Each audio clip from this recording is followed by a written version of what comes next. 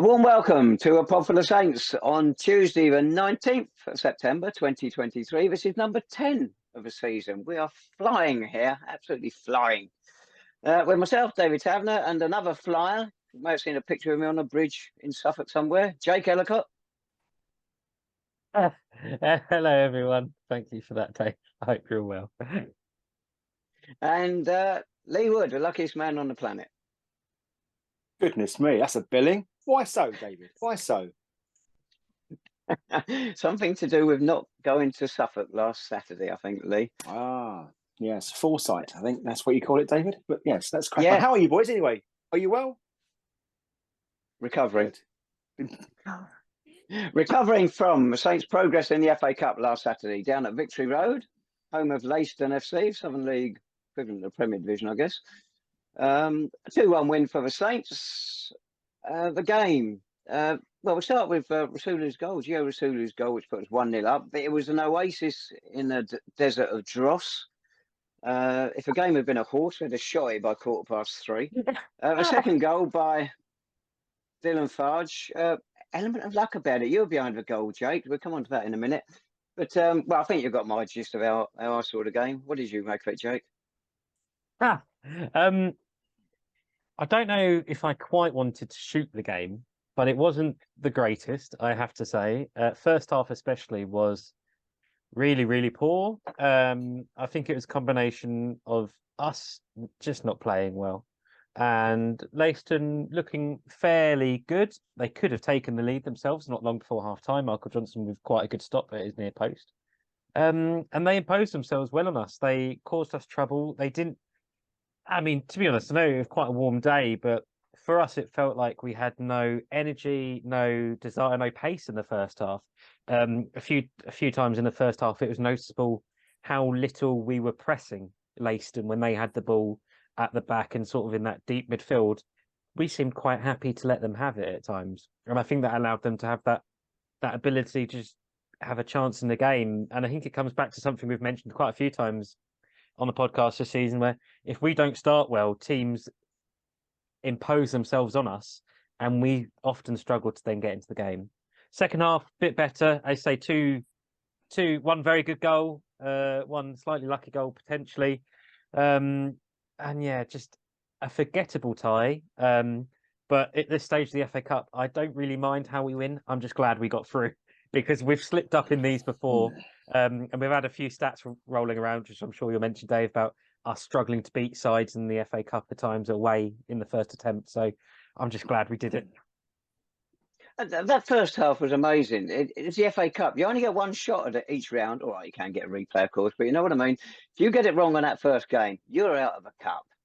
So you used a great word there, Jake, impose yourselves. We didn't try. We didn't try to impose ourselves.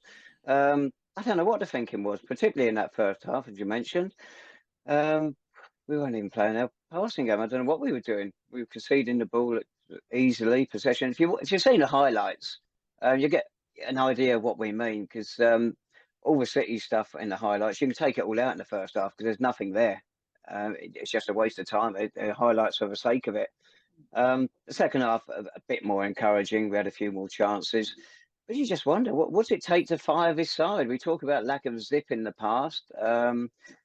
We saw against Dartford where in the first half, we pressed in their half in the first half. And that's the most encouraging, 30 minutes, especially at 45 if you want to, 30 minutes that we played all season. And you think, right, now we've got lower league opposition, only one division. Push ourselves, let them know how good we can be. But we didn't do it at all. And the second half, it was marginally better, Jake, wasn't it? It wasn't great. But that goal, Gio Rasulo's goal, we know he got it in him. He does some great things at times. He also does some lazy balls where he gives possession away easily. But you can see there's quite a player in there, isn't there? Oh, brilliant finish. And also build up before it as well, involving a couple of players. I think that deserves a mention as well. It's not just on Gio, but yeah, brilliant goal. And at that time in the game, that second half, again, we hadn't started particularly well, and it was almost out of the blue, that strike. But what a strike it was. And it was an absolutely brilliant way to open the scoring. And I say he just has those moments. We've talked about it, didn't we, in pre-season when we signed him? We think he's that sort of player that could have those special moments. And he proved it there. And I don't mind him having a couple of stray passes and miss hit balls if he can do that in front of goal. The winning goal, we'll come to their goal in a minute, but the winning goal, Dylan Fage. Now, I was watching through my camera, so I couldn't see clearly at the time what happened. I couldn't see the highlights. But you had a pretty good angle because you were at the back post. So did it look like a shot to you, or did it look like something went slightly awry and caught goalkeeper Sam Donkin out? At the time, I thought that's a cross. Watching it back at the highlights, I mean, maybe slightly more intentional, but I think, the way he didn't really celebrate the goal, I think he seemed just as surprised as us. I mean, I saw him hit it and I was looking that way and I was like, that's ended up in the net. How's that happened there? And yeah, the keeper, it was poor positioning from him. He'd gone a bit too much on his left foot and he just couldn't cover his near post. So, but, I don't care how they go in. It might have been lucky, it might be undeserved, but it counts. Their goal was a bit of concern because I think it was Ross Crane who went charging down their right, got down left side of our defence with ease, just left them stranded and got the ball across. And it's not the first time we've been exposed by pace this season. And it ended up with, who was it? Kieran Higgs, wasn't it? A nice little back heel into the goal. So a bit of concern there. But after that, they didn't really test Michael Johnson. Not when we overworked Donkin either. So he never really felt, well, I didn't, Jake, anyway, but like Leiston are now going to go on and win. Did you? No, I mean, that has to be said. That's probably a testament to us. We were slightly better in the second half. And as I say, it didn't feel like that last 15, 20 minutes when I expected a bit of a, oh God, this is going to be properly backs against the wall. I think we actually managed to settle down a bit and got a bit more time on the ball ourselves and just took that little bit of the sting out the game. Our substitution seemed to work fairly well. Introduction of Raul da Silva actually did pretty well. I think a few fans were a bit like, oh, a bit of a surprise to see him coming on for his first minutes this season, but he did well. He sort of did what he needed to do, win the ball, clear it away. And we probably could have actually got a third late on when Mitch Weiss ran onto a through ball and stuck it wide when possibly he should be hitting the target. But yeah, that final 15, 20 minutes, we got on the ball and we actually realised that if we hold the ball and look to pass it around, we can actually control the game a bit better. And that allowed Leiston to, well, didn't allow them. They just struggled to deal with that. You mentioned Raul da Silva there, came on for his debut. He's had to wait a long time for it this season. The other substitutes, Olu Lawal came on ahead of Sean Jeffers. FA Cup, you might want an extra goal to tie things up. You've got an experienced player there. Any thoughts perhaps may have done it so he doesn't become cup tied? Can I pass this to Lee Wood? Lee, there we go, Lee Wood. Don't get me in trouble, fellas, for crying out loud. I think that's got to be on the cards. Listen, the club they're going to want to try and sell Sean Jeffers. They've tried in the summer. We have spoke about this previously on the pod. He's got a young family on the way. He's got a whole year left of his contract. He's not going to go anywhere. He's on good money. But obviously, I think for Sean, as the professional that he is, he wants to make a mark here at City. And he's made a name for himself, and he's not going to go easy. And okay, I think it's really clearly evident that unfortunately, Sean Jeffers, his face doesn't fit anymore under David's plans, and it is a shame. I think it's the one sort of sour taste in my mouth about David Noble as manager of this football club is just the way that Sean's been treated. But Sean is no different to any other player. He's not been harshly treated per se. He's just not been getting the minutes that he wants. That happens up and down the land at any level. So I think there's probably an element of that he's not cup tied. But look, I just thought we spoke last week, didn't we? That this would have been a prime opportunity for some of the fringe players to get legs and to get minutes under their belt. That wasn't the case. So I think that it's quite clear and evident that the writing is on the wall for Sean, whether he likes it or not. Were you able to follow the game at all, Lee, where you were? Yeah, absolutely. I mean, it's as you say, I wasn't at the game, but I spoke quite long, arduous conversations with those that did. And although it wasn't pretty, I think the objective was met. It was a tricky tie. And although we can look through our our blue and gold tinted glasses and we can predict 3-0 wins and 4-1 wins against lesser sides. That's not always the case, is it? As Jake said, we have fallen at this hurdle to lesser teams in the past. What I would say is the fact that we're in the hat for the next round. It's not pretty, Tabs, and I know what you're going to say, mate. Performances were below par, but ultimately the objective was met and we now go on into the next round. Yeah, you're right about the objective. Havant at Waterlooville, Chippenham Town, and Tunbridge Angels all lost to lower league opposition. Others went out against teams from in our division. So that lot have all left the cup, and they banked a magnificent £1,125 each from their cup runs this season. The bank manager will be delighted. So you're right, we've avoided that, and got home tie in the next round. What about Leiston itself, Joe? Nice tidy ground, in-pitch sprinklers, we didn't expect. Excellent training pitch as well, the other side of the main pitch. It's a nice little setup, isn't it? Yeah, it's a nice little setup, and you can see why they've done pretty well. They've got a good little team there, to be honest. I know last week we were confident with our predictions, weren't we? But when you look at their team, they've got decent players there. You can see why they got to the point they did last season. I know they've not had a great start this season, but I think they've got players there. They played decent style of football that they'll probably go quite well this season. And I think, to be honest, they were talking at the end. Their supporters, it has to be said, their supporters and everyone in Leiston was absolutely lovely. Everyone was very welcoming and warm and wonderful afterwards. Everyone was, I think they were happy to acknowledge that they were unlucky not to get something from the game, really. But they sort of accepted that is what it is with cup football. You've got to put the chances away, and we did, and that's the way it goes. But yeah, they did very well, and considering their crowds, I know it, again, wasn't a great crowd there on Saturday. Decent Saints support, following support. It's not the easiest ground to get to, so well done to all the Saints that followed. But yeah, fair play to them. You're right about the Saints fans. I had a lovely drive through Suffolk. It's so many beautiful towns and villages in Suffolk. We saw it on the way to Sudbury last year as well. It's a great place to be.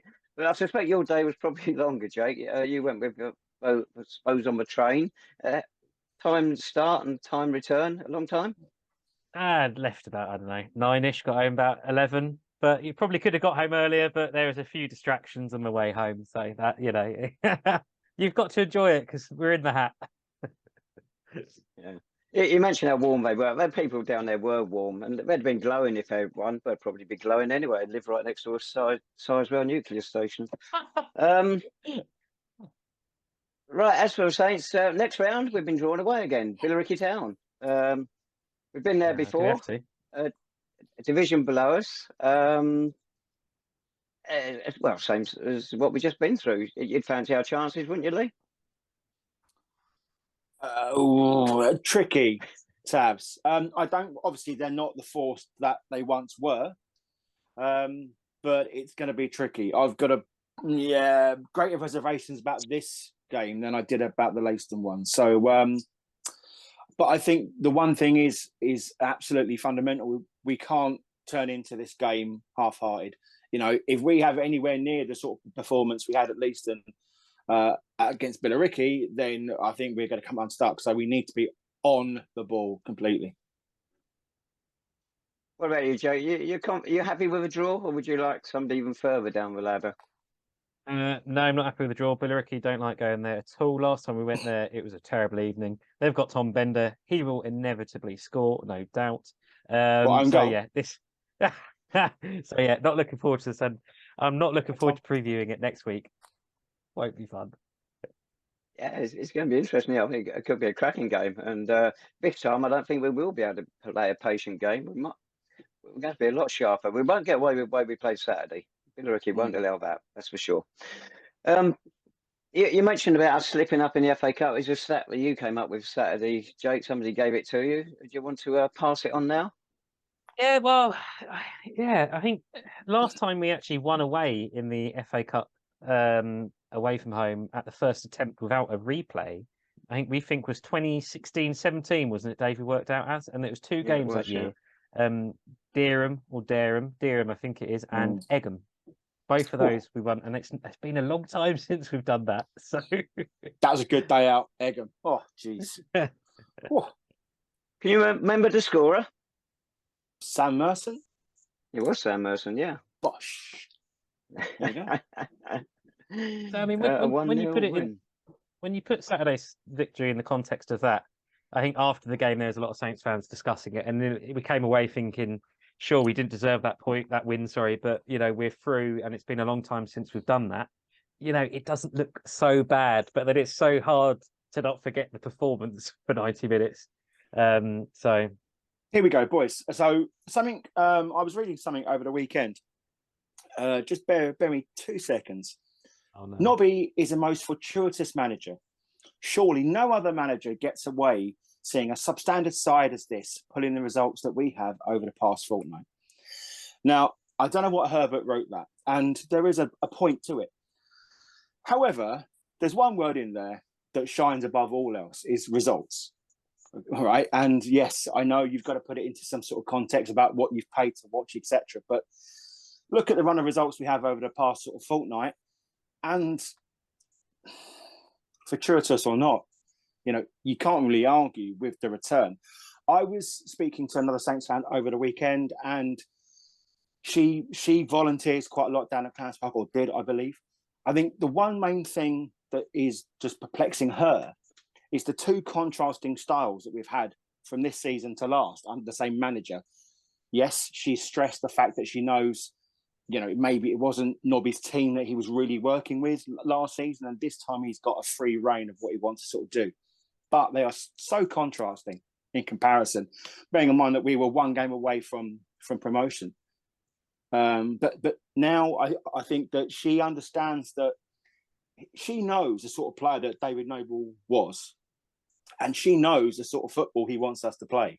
So although the performances aren't entirely unexpected, I thought she thought a little bit, given the players that we have signed, maybe we'd be a bit more expansive and a bit more elaborate in our play. But I think it's the results, but she appreciates it's the results that are going to be key over anything else.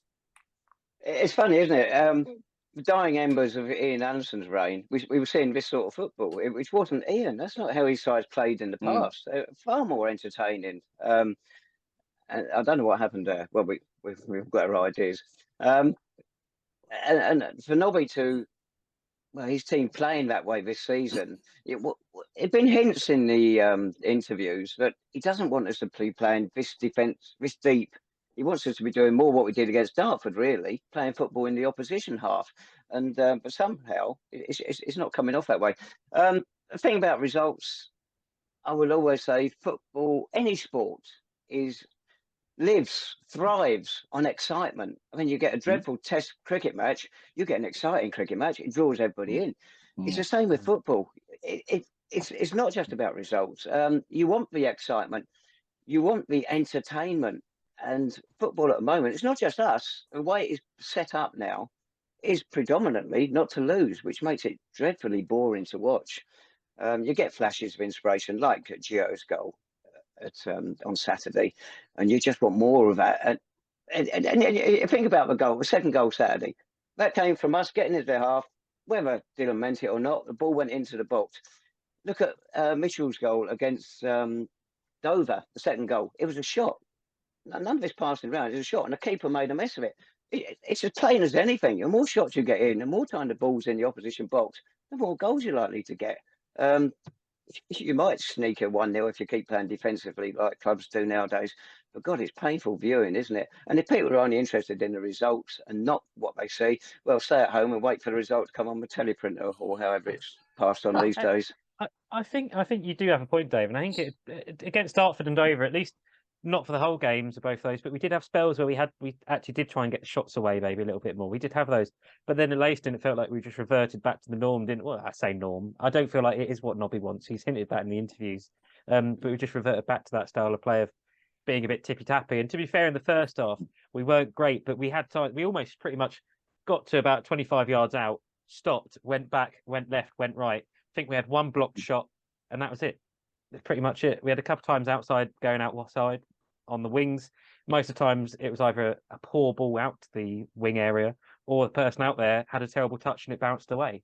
So yeah, I mean, second half a bit better. But yeah, it'd be great to have maybe a whole 90 minutes where we actually are getting to 25 yards out and either looking for that final pass or just hitting a shot. We saw against Dover, didn't we? The one that went under the keeper, like you said, Mitch. Doesn't matter how they go in. You know, if you're scoring goals, when we've got a defence that's been all right lately, you know, we've got something to build upon that can actually secure those victories. Yeah, goalkeepers are fallible. You get your shot on target, whether it's high up, low down, hit hard or soft. He's still got to stop it, and they won't always do it. So anyway, we can all dream, can't we? Right, the bloke who got the second, goal Saturday, Dylan Fage. Should he start on Saturday away to Chelmsford City? Yes. In place of? For me, it's not ideal, but I would have him. I mean, I thought he did well on Saturday. It's not necessarily his natural side on the left as well, where he came on and scored from. I would put him out on the right instead of Andronikos Georgiou. I mean, Georgiou's not been doing much for me so far this season. He's got 1 goal. Apart from that, I don't think he's quite settled in there. And I think Dylan offers. I think it's actually both of Dylan. I think he offers more defensively down that right-hand side, where we could sometimes get exposed. But also going forward, he's got that willingness to actually shoot. What we've just been talking about. He's got a decent amount of goals already this season. You know, let's get him in there, get him having some shots. And when he has come on and come into the team, he's looked dangerous. He's caused problems. And I'm still confused why he's been out since the Welling game. But I think it's a bit of a statement, even though if it was a lucky goal, for him to come in and have that impact, especially on his side of the team that he's maybe not as natural with. And what about you? Course, I'm sorry, Jake. Go on. You've also got to consider Ben White's injury, and if he is out, is Dylan the one that's going to stay in for him? What about you, Lee? Are you confused about Dylan, and should he start on Saturday? I'm always confused, Tabs, about many things. I think Fage has got something there that he can offer, because the thing is, he started the season relatively well. If you think about the first half, he played it away to Havant. You know, he was absolutely barnstorming down that wing.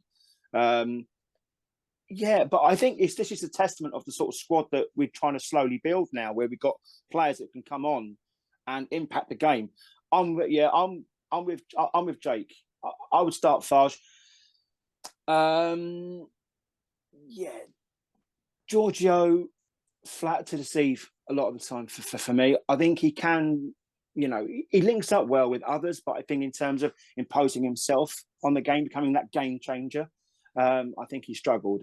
So it's about time, maybe a little bit for a change. What about your mate, Bobby Dunn? Chelmsford City? My mate for him. I think so. Why not? I mean, but the thing is, if you bring in Fage, you know, you've got legs up and down there, and Dunn maybe could just sort of sit and hold and protect, which is what he can do really, really, really well. I don't mind that, Taz. But this is it, isn't it? We've got a squad now where I think the players we have signed, they can interchange and they're quite flexible, you know, and I think that is the beauty of what David wants to sort of try and implement. I think it has been to the detriment of our attacking play at times to have sort of so many people. They're not really settled in a particular role. But I guess, you know, it is what it is. The results and the performances is what we're after now. You know, we've got results, we just need performances. We need players to settle and to impose themselves, which is what Nobby, whatever you can get out of his post-match interviews. I mean, you two have done fantastically well to get that out of it. But I think it is the way to go. Done in the middle of the park, he brings something different. He's got energy, and I know we harp on about it that, you know, a bit of like a obsession with him, but I love him. The fact that he offers something completely different. He can tackle, he can run, he's got a good shot on him. He gets involved, he's not afraid. He's not afraid to go forward and make those mistakes, but you know, in areas where it's not going to cost us as much. We're talking about forwards with Sean Jeffers. What about George Morrell? We got him back from Cheshunt. He got 1 goal for them. I think he had one on one, which was disallowed as well. He's not going to get in the first team, the way things stand at the moment. Is it a case of getting him back because we can have 7 substitutes for the FA Cup? So we'll keep him and we'll have another forward on the bench during that time? Or would we have been better off letting him get more experience with Cheshunt or someone similar? It felt to me more like the bench thing, to be honest, for now. But, you know, with a player like that, there will be opportunities, I think, to see him depart again on loan. I suspect maybe further down the line, wouldn't be surprised. It's a difficult balancing act, isn't it? And I think again, when you've got someone like Sean Jeffers on the bench, it feels a bit weird to be recalling a striker. But George has done well. He's had his opportunities have been limited, haven't they, in the first team since, ironically, the FA Cup last year when he scored that equalising goal at Sudbury. He's not had much of a chance since, and I think it would be good to see him continue to have opportunities maybe at another club and see him kick on, because he's got to develop, and I'm not sure if he's going to necessarily develop on our bench. Of course, he'll be playing in under 23 games, but you want to see him developing and playing, as Dave, you would say, men's football, to see that gives him the chance to properly grow, even if it's the division below. Right, Andronicus Georgiou, in that article you quoted earlier, Lee, there's also something in there about Andronicus Georgiou. That was his 17th game. I didn't get that far, Tabs. I turned off maybe before then. Yeah, I would have done as well. Saturday was his 17th game for the club. He's either started or finished. He's never played a whole 90 minutes in his 17 games. And we're wondering whether it's a record. And I suspected it wasn't. And it isn't. Trevor Parker, some supporters might remember, from the end of the 1980s, his first 29 games, 26 of them he came on as sub, 3 of them he started, none of them he played a whole 90 minutes. So Andronicus, you got another 13 games of a few minutes here and there to set a new club record. It's an incredible stat the Trevor Parker one. He'll be pleased to hear that, won't he? two more things from me on the squad. I think Bobby Dunn, I feel sorry for him. His opportunities this season have been so limited. I mean, the one game he did properly feature, Havant away, brilliant assist. Again, what's he really done wrong since then? I don't know. And it's disappointing to see him just constantly warming up and not really getting much of opportunity. And Sean Jeffers' situation, I know we've done it to death, but again, it was noticeable on Saturday that when we were not winning, the supporters behind the goal were quite vocal in wanting Sean on the pitch and featuring. And you just worry, don't you? If that game had gone differently and we were 1-0 down with 15, 20 minutes to go, if Nobby is still refusing to bring Sean on, it just isn't a good look, is it, at all? I don't think. And it just sends the wrong sort of message, whatever his contract situation is. So I still worry about that from the side of pressure on Nobby, because the fans, they love him. They want him playing. They know he can score goals, even if he hasn't this season. So that pressure is going to continue until the situation is resolved. But you've already answered the question, Jake. You said about George Morrell getting that late goal at home to Sudbury last year. So if we are struggling behind in an FA Cup tie, only a few minutes to go, you stuck on George. Keep Sean on the bench so you don't damage his transfer fee. You send George on and win, isn't it? Simple as that, David. Simple as that, boys, eh? Goodness me. Goodness me.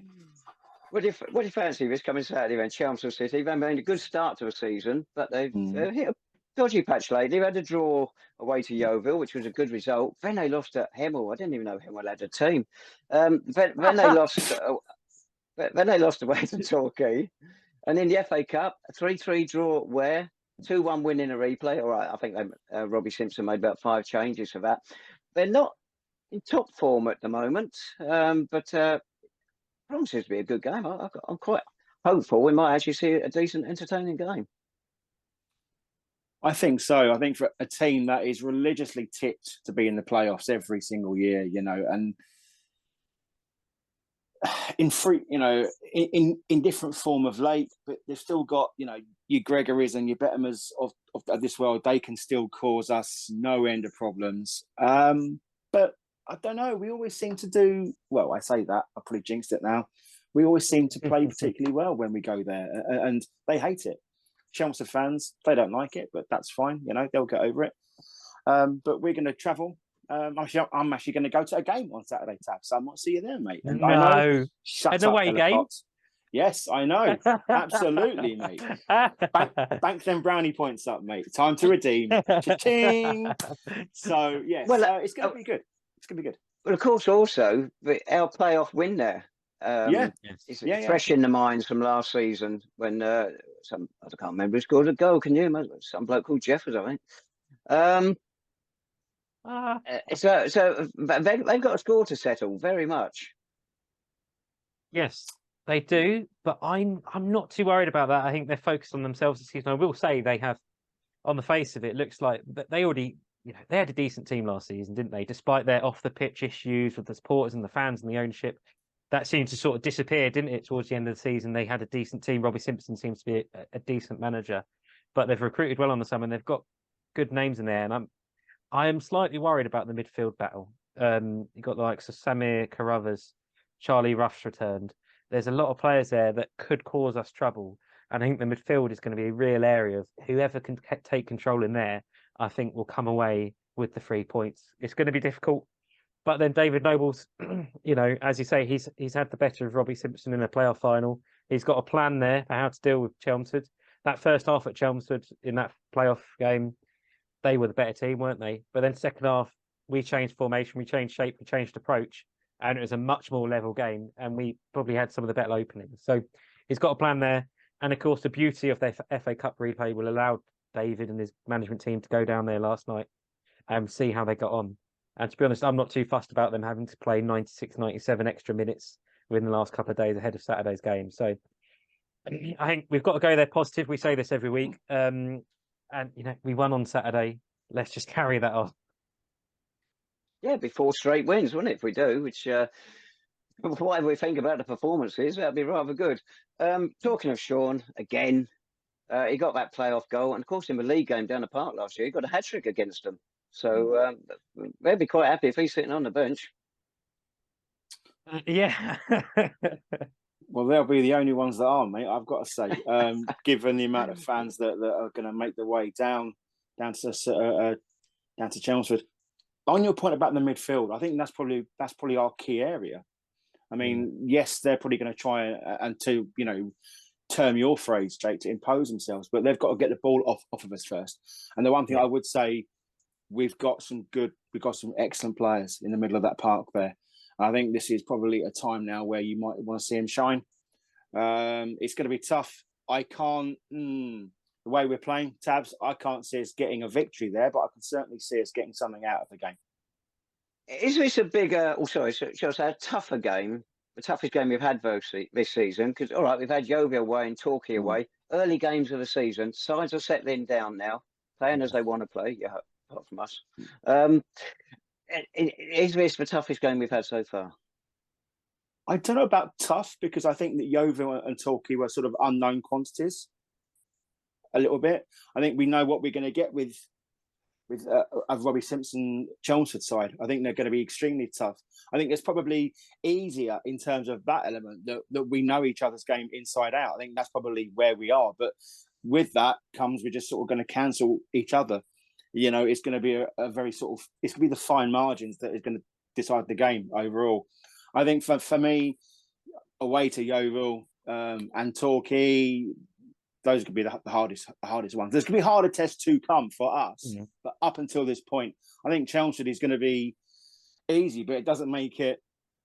We've still got to go out and implement our plan, and it's going to be extremely tough. I think this game could if we be... win, we go above them as well. Sorry, Jake. Yeah. No, that's right, Dave. You go ahead. No, I was just saying if we win, we go above them as well. So there's a lot riding on it for both clubs.